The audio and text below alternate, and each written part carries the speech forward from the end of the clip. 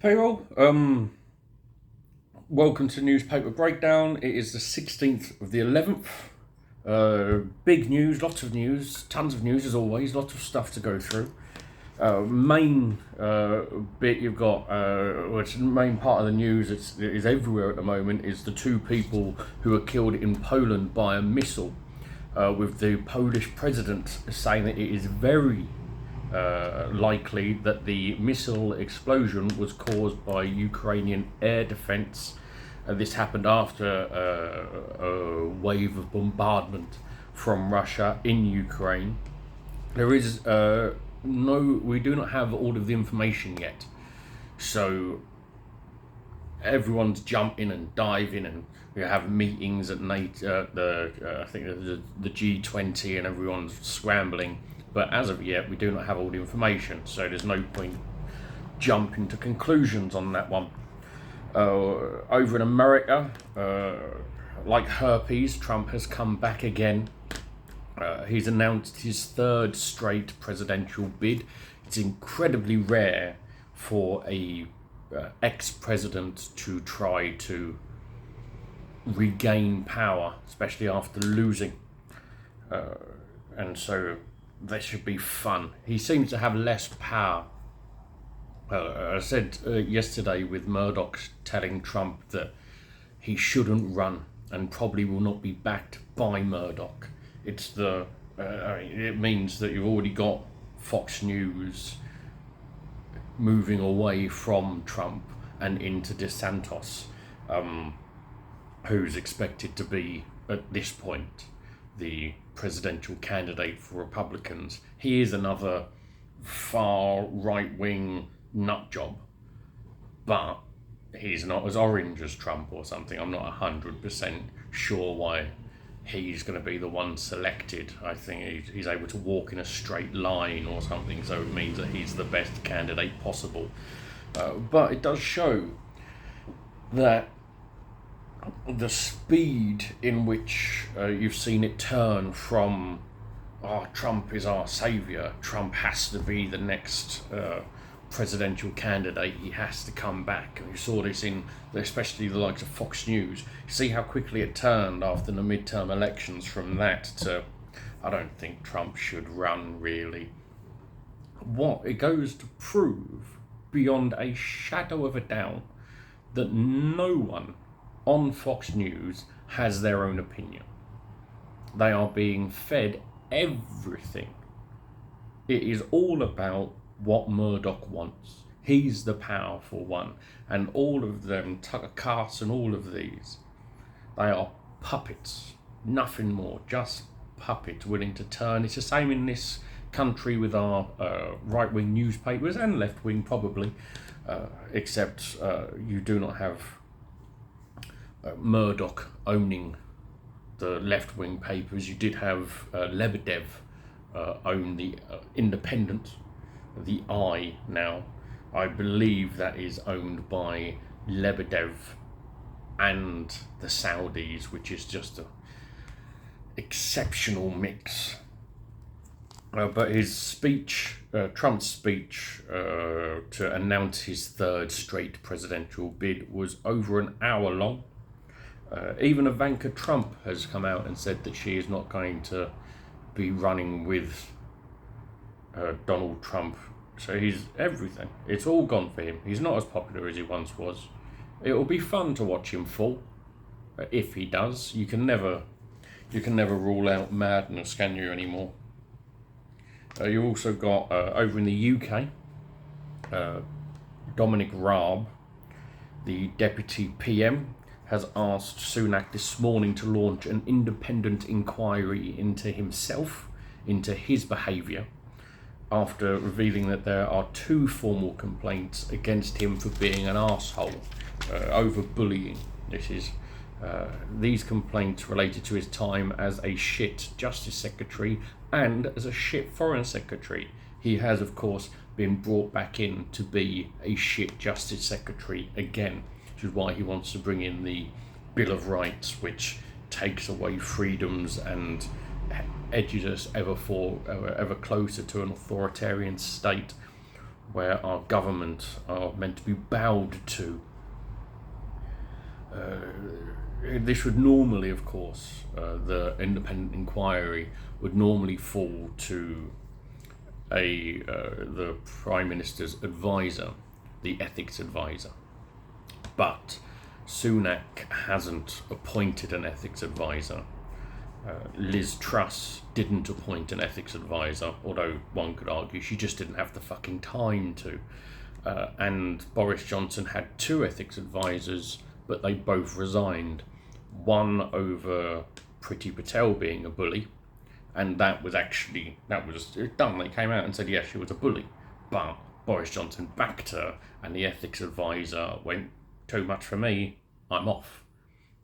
And the second one resigned over Partygate and Boris Johnson lying to everyone. And so when the second one resigned, Liz Truss came in, and she didn't appoint anyone, because imagine having to be an ethics advisor under Liz Truss. It would be like having to be an ethics advisor under Boris Johnson, an impossible job. And Sunak has yet to find a patsy willing to do the job. He will find one. There's always someone willing to earn a bit of extra cash to bend over backwards for these fuckers. Sky News. I saw this today as I was running through what to talk about. There was a Sky News article which was 6 foods that will help you stay warm in bed. Nuts, cinnamon, oats, bananas, ginger and carrots. This is where we are in this country now. We are doing lists of food to keep you warm in bed, because it will be cheaper to buy carrots and set them on fire next to you than to actually pay for energy bills. So I assume that these 6 are the most combustible. That would be my assumption at that point. Or maybe they want you to eat them beforehand, but it would probably be easier, cheaper and safer just to set fire to it next to your bed and hope to God that the flames take you quietly. Lindsay Hoyle, who is the Speaker, has been urged to stop Tory MPs from naming hotels which house people seeking asylum. Only a couple of weeks it's been since the domestic terror attack in Dover. And what we've had in that time is over a dozen MPs name hotels that will be housing refugees and asylum seekers. The Refugee Council has written to the Speaker pointing out that it is the Home Office practice not to name hotels where migrants are staying. So these MPs, these 12 plus Tory parasites, are doing something that even the fucking Home Office wouldn't do. That's how vile these fucks are. That even the Home Office, which seemingly at this point is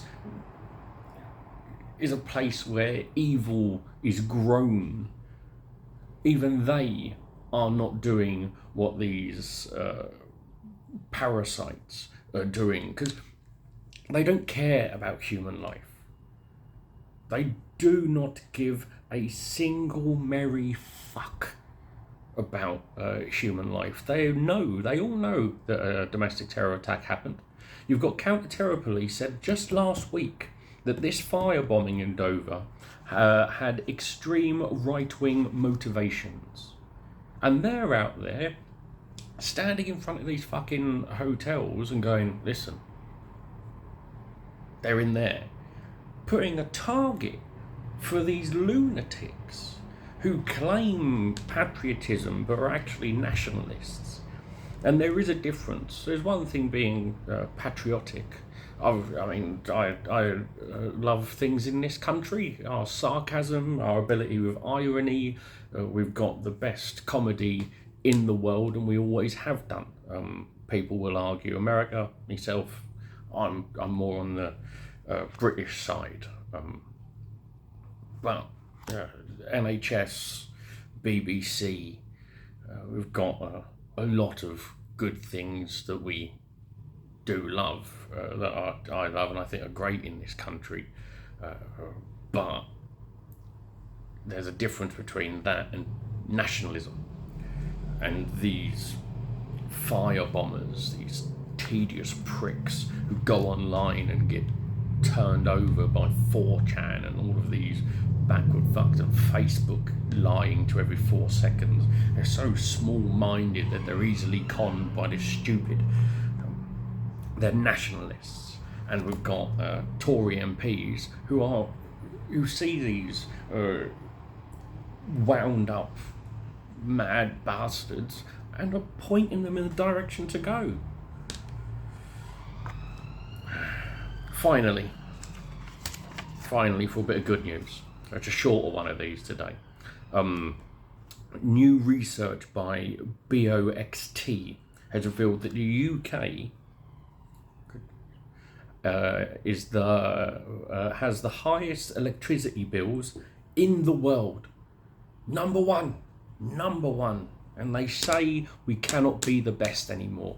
Bollocks. Global Britain. That is global Britain. Fuck Brexit. Brexit was a success, so it was.